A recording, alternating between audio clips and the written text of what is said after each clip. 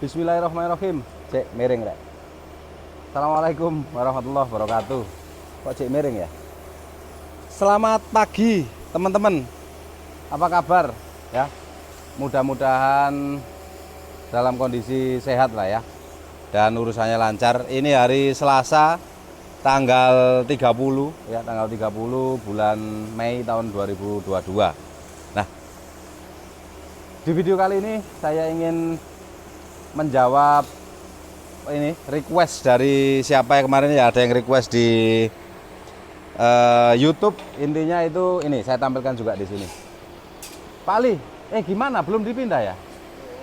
Masih bikin perantaranya? Suruh. Oh gitu. Perantaranya belum dibikin juga. Sorry, lanjut. Jadi pertanyaannya di bawah ini ya, bukan pertanyaan sih sebenarnya, request. Pak, tolong buatkan video apa yang harus dilakukan untuk teman-teman yang sedang magang gitu. Nah, di video kali ini kebetulan saya berada di Bahari Mas dan kita lagi ada membangun satu buah kapal.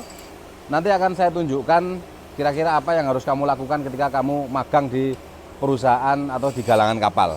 Dan di sini terbatas ya Mas ya. Mungkin nanti akan ada video lain yang apa yang harus kamu lakukan ketika kamu magang di galangan kapal yang repair. Kalau untuk galangan kapal baru, hari ini akan saya tunjukkan. Kira-kira kamu harus ngapain aja, tanya apa saja, dan bagian-bagian mana saja yang harus kamu masukin atau kamu deketin.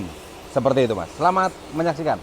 Untuk teman-teman yang sedang kuliah di teknik perkapalan, kalau mau praktek atau KP, ya, yang pertama kenali dulu perusahaannya, ya, kenali dulu perusahaannya. Dia perusahaannya spesialis di bidang apa, pembangunan kapal saja atau ada repairnya. Nah, kalau pembangunan kapal saja yang harus kamu deketi pertama kali adalah saya. Jadi cari engineer-nya atau divisi engineering yang ada di perusahaan itu. Kamu bisa tanya apa saja di situ ya, tanya-tanya kemudian. Tapi ya dengan sopan. Kadang-kadang mereka ada yang banyak yang tidak seperti saya. Ketika ditanya itu ogah-ogahan karena ogah membagi ilmunya ya gitu. Tapi kalau kebetulan sampean KP di galangan atau di perusahaan tempat saya bekerja, insya Allah akan saya bimbing sampai dunia akhirat gitu ya. Gitu. Jadi yang pertama cari divisi engineeringnya. Kemudian yang kedua yaitu ini. Kalau untuk pembangunan kapal ya, galangan bangunan kapal. Ini lofting. Cari orang seperti Pak Herman ini. Beliau ini ahli lofting ya, ahli lofting. Nah, Pak Herman ini ahli lofting. Beliau yang bikin gambar lofting di meja lofting ini dan juga mecah gambar-gambar ini ya menjadi bagian-bagian atau komponen-komponen kapal. Nah, ini di sini ada Pak Herman. Beliau ya ini tiap hari beliau hari-hari ngelihat gambar ini dan mecah gambar, membuat plan di ini di meja lofting ini, kemudian sampai jadi yang dipotong-potong seperti itu. Nah, itu. Ada yang dipotong-potong itu, potong lubang, manhole. Kemudian beliau bikin ini dan sampean bisa tanya di sini. Sampean bisa tanya ke divisi ini ya. Nah, ini. Nah, ini. Ini di lapangannya, tidak usah ke kantor ya. Tidak usah ke kantor, misalnya mau deketin HRD atau HRD-nya ada yang cantik, tidak usah ya. Intinya engineering dulu, kemudian ke lapangan bagian lofting, lalu nanti kita ke lapangan yang di building berth-nya. Sementara itu, kita lanjut. Nah, ini karena kapal sudah hampir jadi ya, jadi saya tidak bisa tunjukkan di bagian dalam-dalamnya. Yang jelas ini sekarang masih proses finishing ya, finishing. Di bagian atas masang deck equipment, masang blower seperti di atas itu. Kemudian ada pengelasan-pengelasan di bagian tangki-tangkinya yang di vertikal dan horizontalnya yang belum dilas seperti itu. Nah, tapi untuk teman-teman yang misalnya nanti praktek di galangan kapal yang bangunan baru, yang pertama tadi yaitu engineering, yang kedua di bagian lofting, yang ketiga cari juru setelnya ya, juru setel atau fitternya. Deketi, kamu perhatikan di situ cara masangnya. Tujuannya apa sih?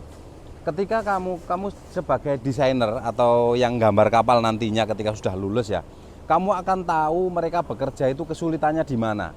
Sehingga ketika kamu menentukan atau membuat tangki-tangki, membuat komponen-komponen di kapal itu tadi akan sangat mudah dioperasikan, sangat mudah dikerjakan, sangat mudah dikerjakan. Nah, jadi intinya itu cari fitternya. Nah, cari fitter, tanya-tanya kira-kira kesulitannya di mana, waktu bikin apa gitu. Ya tentunya kita tidak bisa menghindari ketika ada kesulitan-kesulitan seperti masang urlup jangkar, kemudian nyetel stern tube itu memang sangat sulit, tapi untuk bikin tangki-tangki yang rendah-rendah itu bisa dipertimbangkan. Nah, jadi kamu deketi, tanya kira-kira pemasangannya yang susah apa, kemudian perhatikan.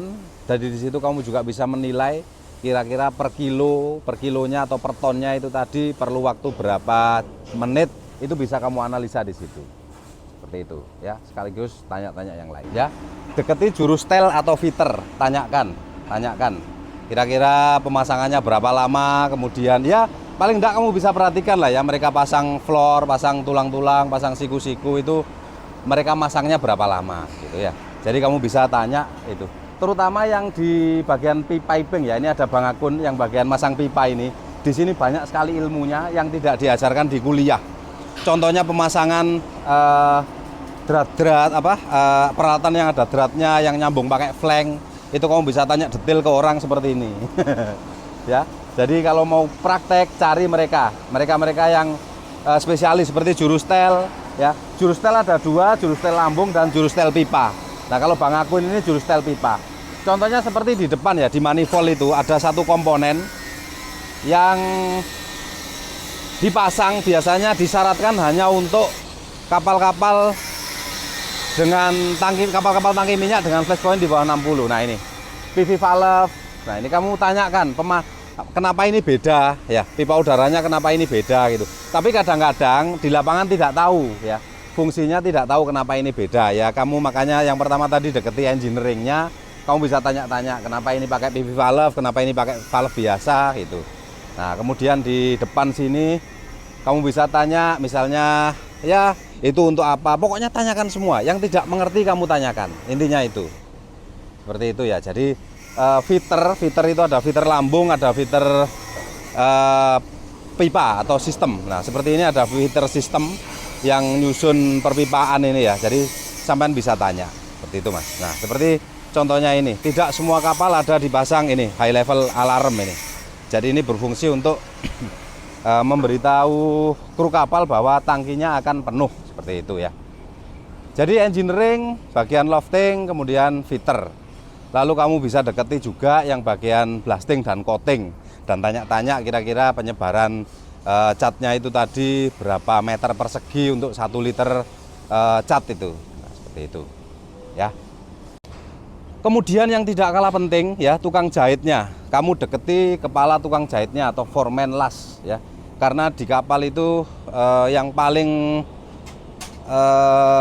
yang paling penting dipentingkan di situ adalah welder atau tukang jahitnya. Jadi kamu deketi ya, terutama weldernya atau mungkin QC, kamu bisa nanya-nanya ke QC-nya, atau misalnya foreman lasnya, kamu tanya-tanya kira-kira per meter itu atau satu kawat las, satu elektroda itu bisa untuk berapa senti. Nah, itu kamu perhatikan. Nanti ketika kamu bekerja, kamu akan tahu ya, misalnya membuat PPIC, membuat rencana perhitungan biaya pekerjaan atau biaya material, menghitung kebutuhan elektroda, itu kamu akan tahu, oh jadi kapal seukuran ini tuh ada sekian ribu meter nut itu, sehingga membutuhkan sekian batang elektroda, satu kotak ada sekian batang, makanya perlu sekian kotak, seperti itu ya. Itu semuanya bisa dipelajari lah ya. Sambil saya tunjukkan sekilas ya, jadi teman-teman ini lagi masang itu pipa-pipa di atas dek yang cukup banyak ya, dan cukup banyak. Di sini ada sopep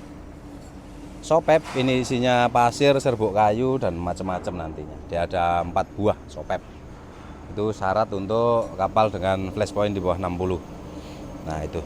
Nah, kayak seperti ini kamu bisa tanya macam-macam, banyak sekali. Intinya kalau praktek tanya ya, tanyakan semua yang tidak kamu mengerti atau semua yang tidak kamu dapatkan di bangku kuliah ya.